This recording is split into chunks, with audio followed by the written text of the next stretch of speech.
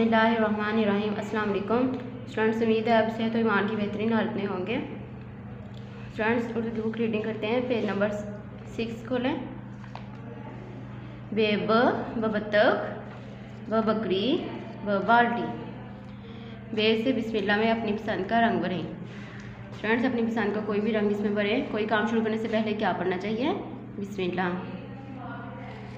Next page देखें। पे पत्ता, पंखा, प्याज। हवा लेने के लिए हम क्या चीज़ इस्तेमाल करते हैं? पंखा। पंखे के ऊपर टिक करें।